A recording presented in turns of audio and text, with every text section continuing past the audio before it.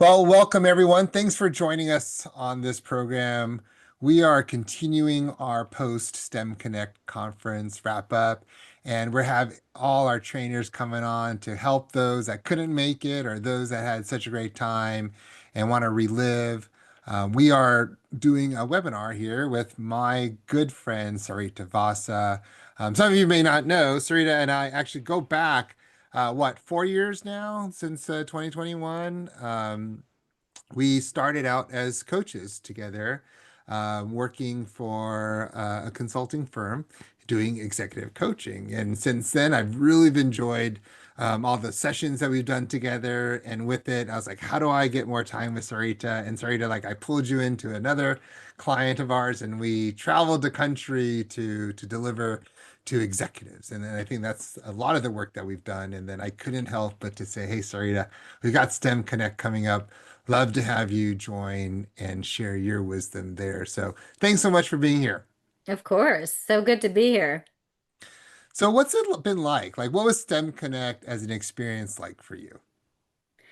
Yeah, well, first off, it was just such a wonderful thing to see that many Asian leaders and people who are, still at the beginnings of their career, wanting to not only develop their leadership skills, but also just connect with a broader Asian American community. It was the first time I'd been to a conference of that scale that was focused on Asian leaders. Yeah. And then, one of the things that we've really done is broaden is some of the things about really making this applicable to people in STEM. And there's so many Asians in that community. And so, what are some of the things that maybe you noticed that as STEM professionals that are at this conference, really maybe you had to focus a little bit more on as you're delivering your topics? Yeah, well, I'll have to say the session that I had the most attendance for was the session on rage. And Okay. that was really curious to me because, I think for a lot of people who are highly technical, that component of emotional intelligence per se or handling something like rage tends to be something people sidestep. Sure. And so it was really interesting just to see the curiosity that people brought to that session and just the honesty. Yeah. Why do you think people in STEM have a challenge with rage? What do you think about it resonates? Well, I think probably like you and me, we grew up in these Asian families and we were told that, to sort of bottle up our anger. Yeah, yeah, And like, I don't know how it was for you, but my parents didn't bottle up their anger with me, but I felt like I had to bottle it up in response to them. yeah. Was it You like know, that for you or? Yeah, it's one of those things where I think why this is so important for us, because a lot of STEM people tend to be like from minority origin, right? And for you and I to like, I don't know about you, but my parents weren't like in STEM. They didn't work corporate jobs, and let alone they weren't in like management level or above. So they didn't know how to demonstrate leadership. Definitely like culturally today, even compared to like, my parents are baby boomers and today we're like in the Gen Z world. So even that is like rage is not appropriate in a way. And so, a lot of times our leadership is formed by those that we've had modeled. And then I don't know, for me, like I couldn't do that back to my parents. So it's like it gets bottled up, it gets pent up, right? And so yeah, I imagine, those are very similar to a lot of us, even though we are very unique in ourselves. There's commonalities in that, right? Yeah, well, what was so interesting is oftentimes when people first come into the room with a workshop, I like to first just ask a few people, oh, what brought you here to the workshop? And one guy, it was so interesting. This guy was senior in his career. He probably had about 20 years on me.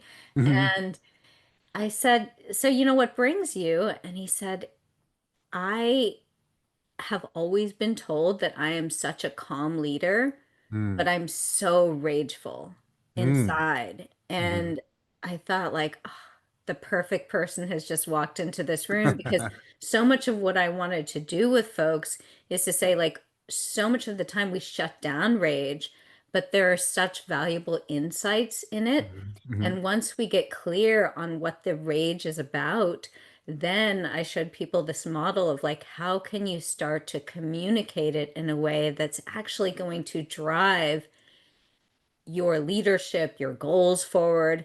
And it was such a neat arc to take people through that process. And I could even feel it in the room that there was almost like this exhaling that took Yeah. place because people for the first time were like, okay, I'm going to just fill myself with this, remember a time that I was rageful and try to go through this model. So you talked about three things, and I read your abstracts and your learning objectives, and I really appreciated how you phrased this because being able to understand, your first topic was what powers your engine. The second one is understanding and knowing our own values, and the third one was about rage. But they all lead towards being able to, I think, frame ourselves a little bit better so we can lead ourselves more appropriately. But by doing that, we can contribute to the team more effectively, which ultimately makes us a valuable asset to the company, right? And so, can you share a little bit more about what's the overarching theme that you wanted to accomplish if people were to attend all your sessions? And then what is that picture that you're painting for each person that attended as well? Yeah, so my primary incentive to run these sessions and to be it safe is to really just help people get unstuck. And, I've been an executive coach now for 15 years, Mhm. and it's interesting. I've probably coached now over 300 people, and I often find that element of stuckness is so hard to be with. And it's this coaching is often only reserved for senior levels of management, Uh-huh. and people need access at all levels to deal Yeah. with stuckness. And so that's really what it's about. Like, how can you get first aware of your stuckness, then gain some insights from it, and then from there, work with some tools to get unstuck? So unstuckness.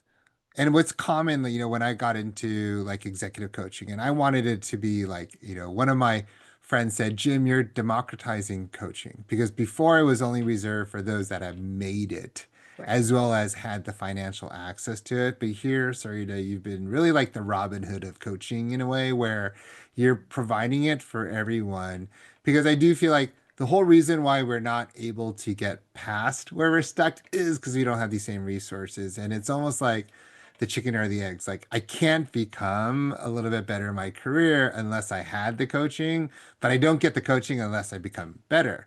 So as you've been like serving some of these people, which may be like a whole different demographic, what are some common questions or maybe aha moments from participants that really stood out for you from the conference? Yeah, well, I'll say that, for the session on what's powering your values, that was an interesting one because I had this one gentleman, also really senior in his career. And I said, part of the experience of stuckness is you have this goal, but the way that you get there looks like this. It's like really circuitous and it's really slow. And he Hmm. just had this moment where he just stopped and he said, that's exactly what my journey has looked like and felt like. And then we got to unpack why it was like that. Hmm. Hmm. So now, like I had a chance because I was, running the conference to just walk into each room for maybe like 5 or 10 minutes. Yours, ironically, I felt stuck and I sat there for about 15 because there was something special that I saw happen where you rearranged the room. Everybody was being very vulnerable and sharing, and I almost felt like I walked into like a super secret like seminar where so many people were being transparent and vulnerable. And I got a sense that you ran out of time. Like you could have gone on forever in a way if you had a chance to like take that session and go on a little bit longer, what would you say that everyone could have benefited from digging deeper into during that talk? Like, what would you spend more time on? Yeah. Well, I spent the majority time on the why Hmm. with people focusing on their goal and really unpacking the why, but we didn't spend as much time on the two other components of working with people's goals, which are really support and mindset. Okay. And so those are two places that I would have spent more time, but you're right, we did run out of time Yeah. because people were being so vulnerable and they had so much to share. And there is something really powerful about being in a circle that way that really invites people to not only share with me, but share with each other. Yeah, I mean, everyone's looking at each other eye to eye. They were really like I felt so much listening in each other. And I think that sometimes when you look at these three topics, like people don't often probably feel heard, right? Or they don't feel like people get them or understand them. And there's like one of the things, Sarita, you're really good, and I think like you're probably really masterful of, is asking probing questions that help other people to feel like they can share, which creates a space that they actually are heard. And for the first time, people feel seen, right? Like it allows them to feel empowered in what they have. Any of those questions that maybe if I was in your seminar, like you could ask me, and maybe some of the audience members can get an example or a sample of what it would have been like to be in your workshop. Sure. Well, the workshop that I haven't talked about yet is the one on values. Okay. And so, what was really interesting in that one is I said, we're not going to work with your values first. We're just going to work with Eric. And like I took them through this whole vignette about someone else so they could relate it to him. And then I said, okay, now you are going through your own professional storm. Hmm. And so even if right now I tell you, like think about a time that you went through what felt like just an absolute storm. Hmm. You were on edge, you were probably sweating, you might not have slept really well because it was just so hard for you to be with what was happening, the Hmm. decisions you had to make. Hmm. And so I had people just come right back into that moment for them. And then if I right now took you into that moment, like what story would you share with me? And once you share that, by the way, I am going to start to extract what I hear to be your values. Okay. Can we try that right now? Is that Yeah, okay? let's do it. Okay, I'm gonna share my private thoughts to like the whole world. Um, but I remember like one of the most difficult times in my career was layoffs. Like, and I don't know if it's me as a manager role. I was in a manager, but I wasn't overseeing anyone directly, but our company was going through layoffs. And a lot of it was because we had gone through so many acquisitions, and then now it was time to like, how do we rebuild the organization based on its strengths and weaknesses? And I totally saw this coming because I worked for a company where they had outwardly said that doing business in California is really difficult, and they're going to try to move a lot of their resources to areas that are a lot more tax friendly in a way, and I knew my job was on the line. And the biggest struggle I had was I remember this like, do I play the game to jockey myself to look like someone that I'm not so I can, it's almost like playing Survivor, like I can survive and stay on the island? Or do I like just say, like, hey, you know what? Like, I don't want to play that game. I don't want to be inauthentic. And so, you know what? Like if I get laid off, so be it. I just hope it's a great severance package, and I'm gonna start looking for another role. So that was probably like I remember I lost. It was like a period of 2 months that we had to go through this too, and the hard part was my team reported like an hour and a half away, and like it was the longest drive every day that I had to go to, like drive an hour and a half to work through this process of not only like, they said like, hey, we gotta do all our workflow and start uploading it into the central depository so that whatever happens after the shakeout, there's survivability and durability in the team. I was like, so basically you want me to upload everything so I could get my job eliminated in a way, right? And I'm selling all that stuff, so I'm not valuable anymore. And so that's like the question, like, do I share them everything or do I just like, you know what, forget it. I'm just gonna do what's best for me. And then is that what you ended up doing at the very end?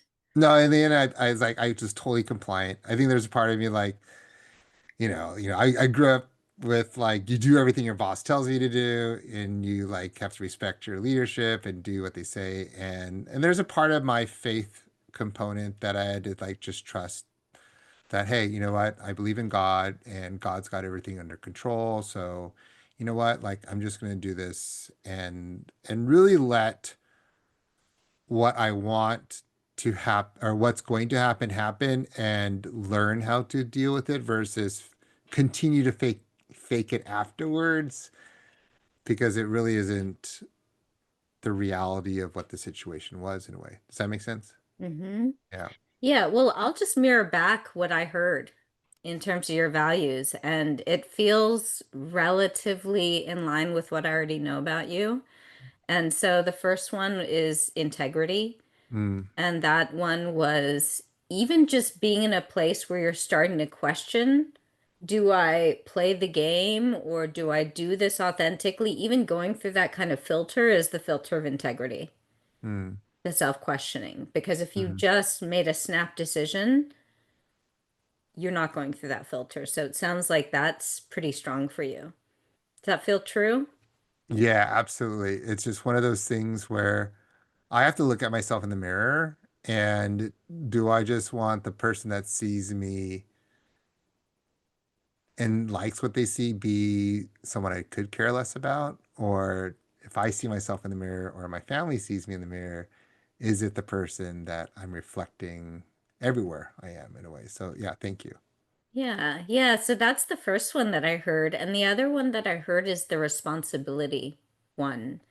And just you driving that far. And with the responsibility, I also heard support. It's Hmm. not just being responsible, but there's something about supporting others Hmm. that's really strong in terms of how you hold responsibility. Does that feel true? Yeah, because like, if you don't do things that are authentic, or let's say I don't do things the way I was told to do, but I said it was, which is the integrity part. But I also have to live with the consequences of what happened, right? And there's a part of me that I learned early on, growing up that when you lie, there's another whole life and story that you have to maintain. And that's so hard to do, right? And it's so difficult to like try to keep another story in mind when your natural tendency is to be authentic and transparent. And so then like that code switching you have to do in your mind of an alter ego is just like so hard to maintain. Yeah, yeah. Well, it's almost as though you first come to the first point in your journey, which is the integrity point where you self-question, and then your second point in the journey is the responsibility and support place, where Hmm. then you start to really get resourceful, mobilize yourself to do the work in that way. And then the last thing that I heard is also having some element of surrender Hmm. and believing that, there is this sense of faith that you hold that things will work out okay. Hmm. And I think that third one only comes because you've hit point one and two. Yeah. I think that's like the third one is a result of one and two. Yeah.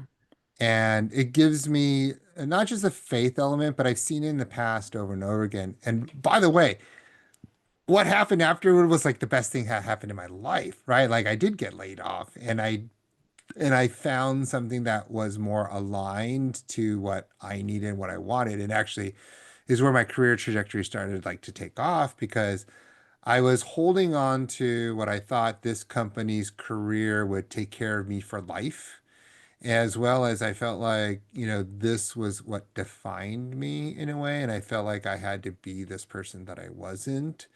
And so it was such a great release. Like when I did get laid off. Now, granted, it was like the most difficult time being unemployed for those next 4 weeks in a way.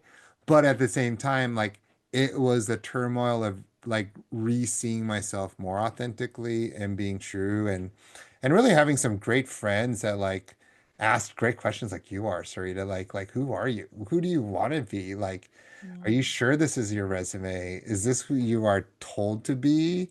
And you're just trying to hold on to this life because this is what you know how to do. But if you could do anything, what would it look like in a way? Yeah, well, I think the thing that's so interesting here is that we got to your values, not only what the values are, but really the order in which you flow through them to Hmm. get to where you want to go. And this was a situation that was a bad situation for you. Yeah. This wasn't a situation where it felt like all your engines were on fire and you were doing what you love. And that's the reality that we're able to see these values regardless of the storm that we're in. It could be a negative one, it could be a positive one. But what I had people do is once they understood the arc of their values, then I said, okay, for you, for instance, now that you know you've got this integrity, responsibility that's infused with support and then faith, how could you step into that as a leader? Mm-hmm.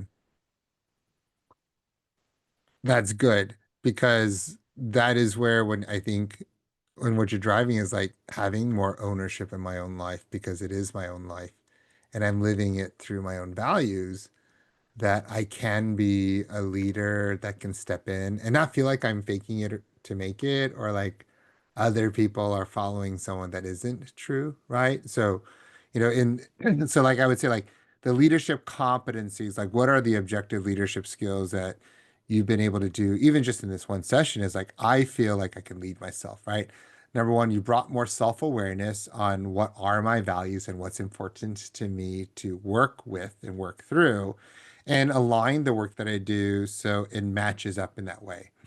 And having more just in like EQ, emotional intelligence to be aware of those feelings and how it drives the behaviors and how I can control those feelings by having the actual behaviors that I want to relate or correlate to the values that I have and how I show up every day.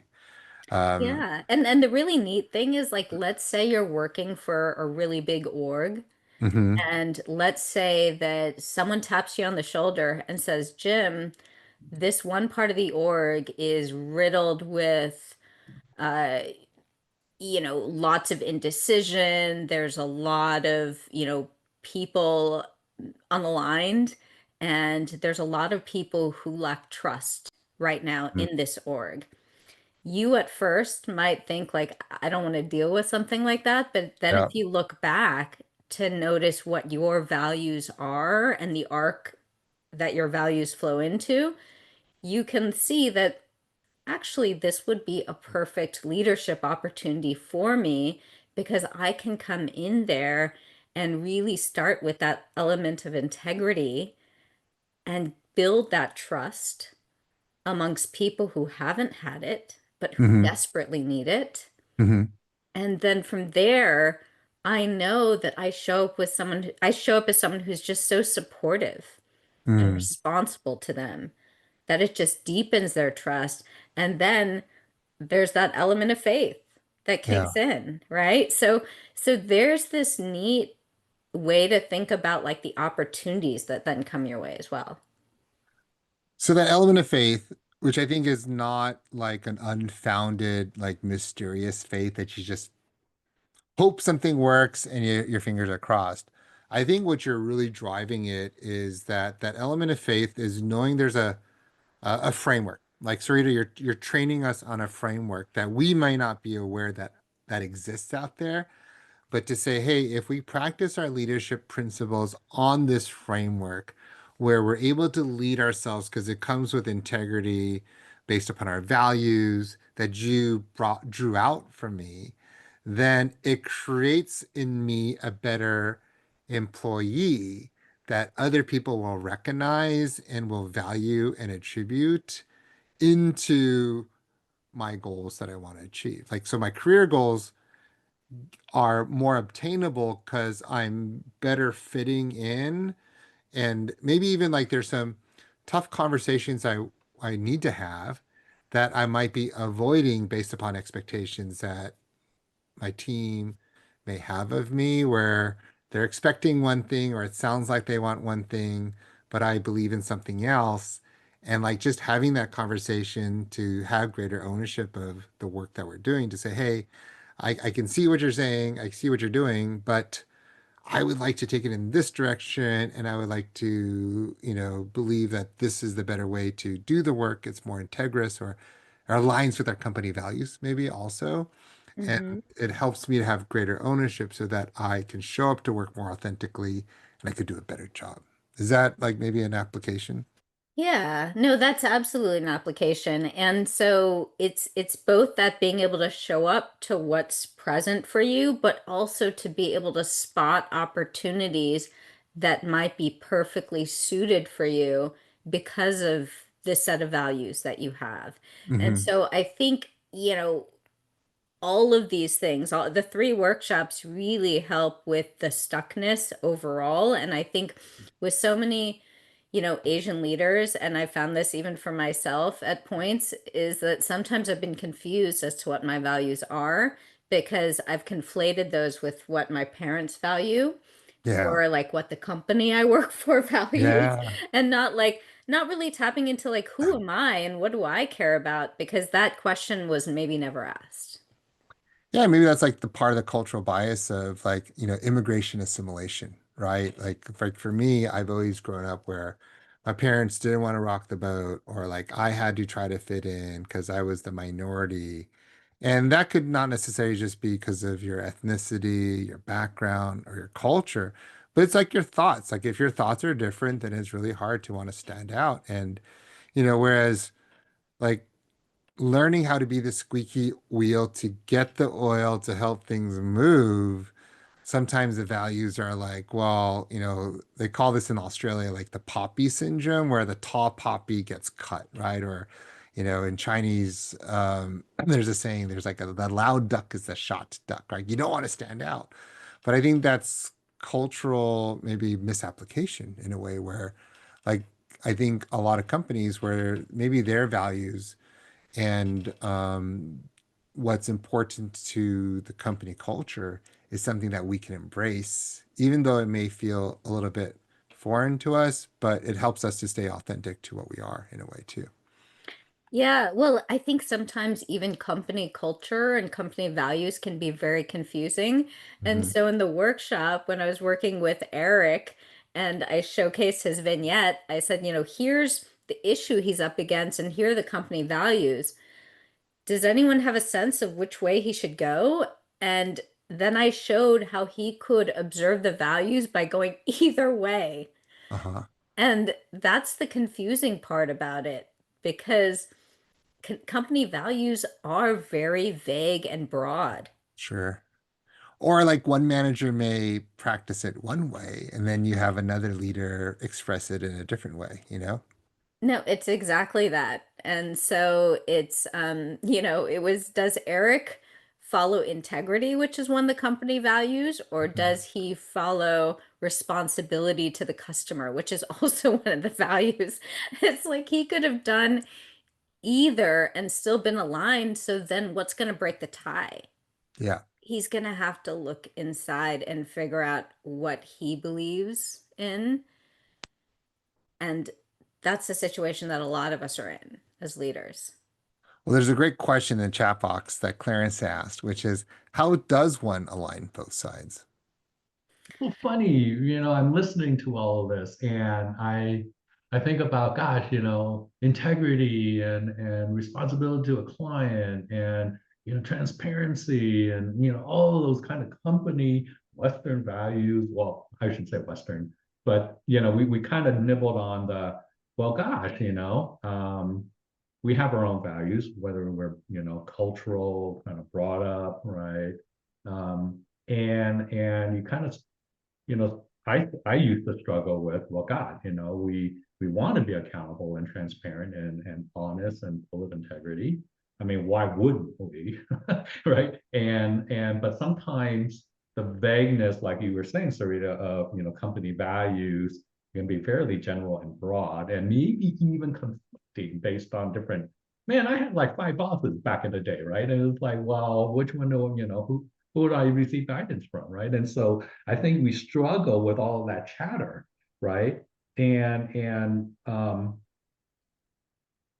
I think about our early career when the gong was ringing on the exhibit floor, right? These young professionals entering their careers, maybe not even knowing these kinds of conversations are available to them, or recognizing that you can self-advocate and still Mm. be humble, right? Um, you're using the example of a more senior person, right? And I think, gosh, what an opportunity for our younger professionals entering the workforce to understand some of this, right? So maybe avoiding some of the, um, I say potholes, right? Navigating around some of the potholes that we probably all stepped in at one point in time, right? And so I think it's just wonderful content and opportunity, really kind of, like you said, for our younger folks especially, the opportunity to kind of see and learn from this kind of stuff, and maybe learn from an Eric, right? And um, so I think about this for myself sometimes, right? I mean, I put up there, I used to get high blood pressure whenever this email from a particular client would come in, right? And I ultimately fired him. I had a small web development company back in the day, and it was so much better, right? Mm. But being able to, put that stake in the sand that says, this is me, this is my value, right? And being able to put that boundary up and say, this is me, right? I'm not going to accommodate things that are not appropriate or true to my values. Yeah. Yeah. Well, even in that story that you shared, Clarence, I wonder if there's even another value that I could just share with you that I heard you reflect in, which is discernment. Mm. I think the fact that you wrestled with it for a bit and then ultimately fired this employee is you probably were taking everything into account. You're probably trying to understand like what might be the redeeming qualities, what might be the downstream implications, you probably were just discerning. You probably were trying to be strategic. So I would even say, really investigate for yourself with that story. Like, what were the things that showed up there? And you might even see them in your leadership now. Yeah. Yeah, it is really powerful. And yeah, so one, also thank you and appreciate, your opportunity to share your expertise with our STEM Connect attendees, right? And for those, obviously we have some opportunities that we're sharing out with the rest of our professional employee network. Yeah. Yeah. And kind of like you said, for the younger cohort, Yeah. the first slide that I showed after I showed, Eric and his story was I said, Eric, when he first started, he thought he just had to be really good at the competencies around his job. And once he did that, he thought that was going to be enough. But here's what happened. So here's the twist in his plot line. So I think that happens to a lot of us where we Yeah. think we just have to get really Yeah. good at the outputs. Yeah. But it's more important, I think, like, and what I'm trying to help us to realize is like these frameworks are not about like focusing so much on high performance today, but it's about healthy, sustainable performances down the road as we build the processes to do that, right? So, your workshops in a way give us the ability to like, what if we were to do things in a healthy way to get to those outcomes? So that we can in your session with me, it's like I can look at myself in the mirror and I can feel comfortable and confident that like through tough times I don't have to sweat it every single time, because yes, I've been laid off 2 times after that as well, but every time, I mean, it's never comfortable, but it's not as scary because I realized when I did things in a healthy way, it always lands in a better situation for me. And it gave me more ownership in what I do. Yeah, and that's part of it too, which is, not everything is going to go our way. It's just the nature of being in a corporate workplace.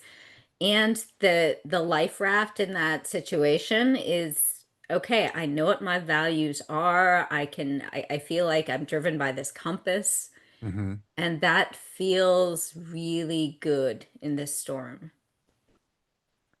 Well, I want to, as kind of as we bring this to the close, share a couple of things to our audience. Um, First is I'm going to put in the chat box. It's a cohort you're doing, and I think again, like it's so much more difficult to do than it was said in your session. And how do you walk with people through that in a way so that they can mimic this as well as to be able to model this for other people? So you're offering a cohort, and these are all STEM Connect cohorts that are hosted by through SACE, meaning that this is your cohort you're doing in cooperation with SACE, and it's like how to be your own coach. So it seems like you're kind of walking us through these four sessions, and you've got an orientation session as well to help people to start building that identity and help them to get unstuck. Can you walk us through each session a little bit more? Yeah, well, just first off, high level, the main thing that coaching supports people with is going through this infinity loop. There's awareness on this side, there's action on this side. And so effectively what people are doing is they're gaining new awarenesses and then moving into actions, new awarenesses, actions. And so that's the loop that happens even in the coaching process.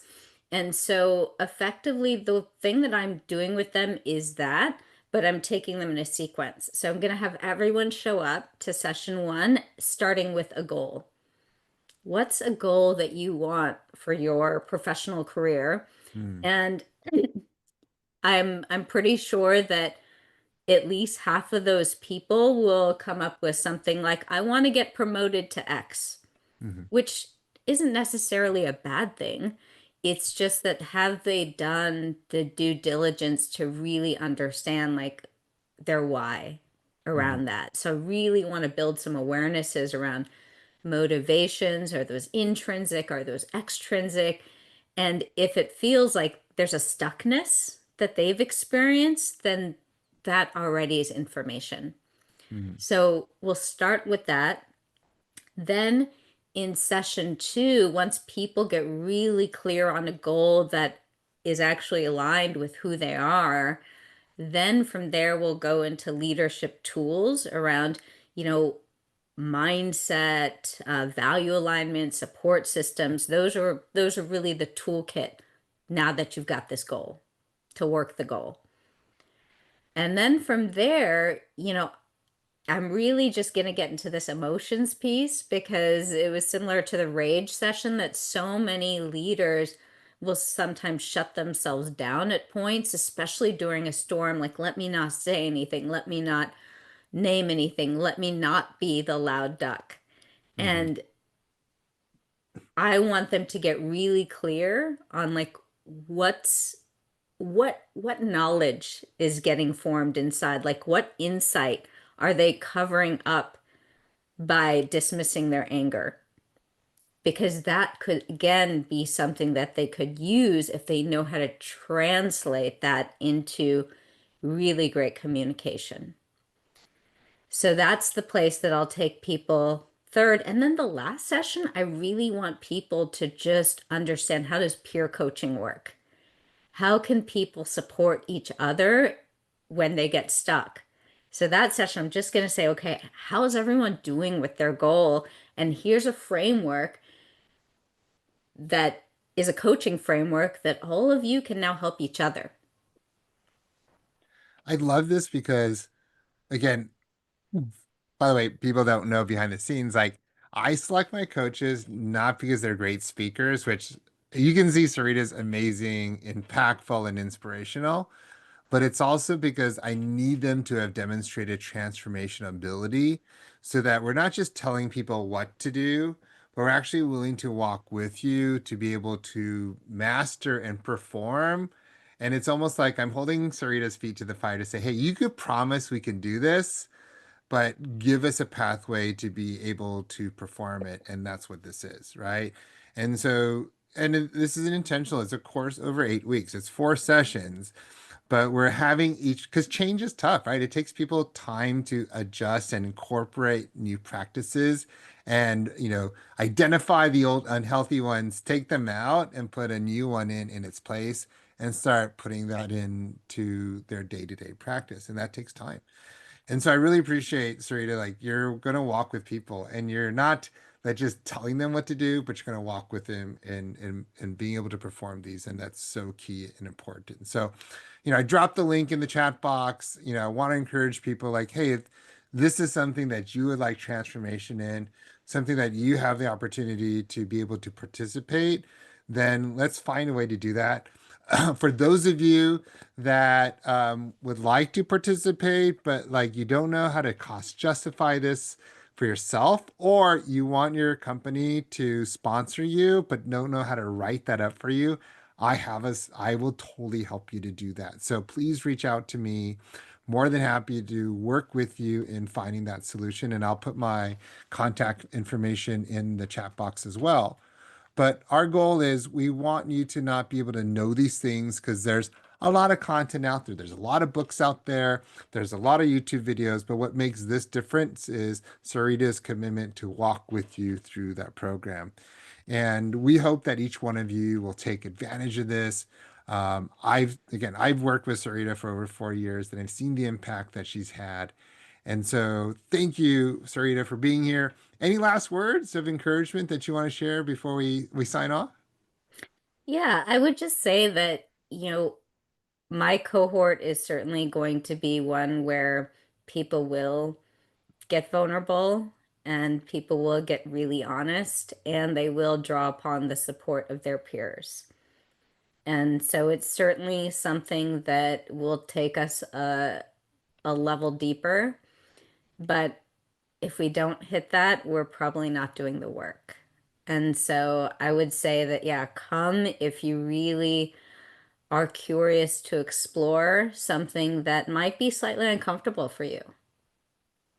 Absolutely. And there's like, oh my God. So there's a saying, right? Because Sarita and I are both like kind of gym rats, right? Like we're not like meatheads, but we go to the gym frequently. That's something that we connected on, which I love. And you can't fake muscles, right? You can't fake your ability to do things over and over again because you've trained for it. And I think that's one thing that you and I celebrate a lot.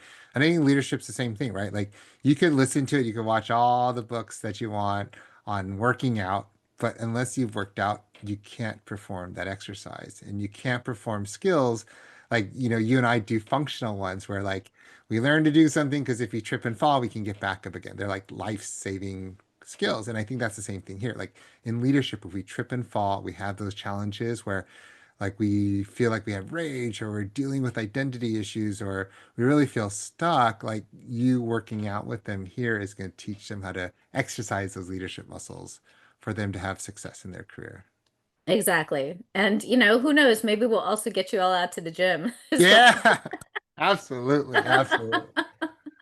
Well, everyone, thanks so much again for being here. I love having this audience.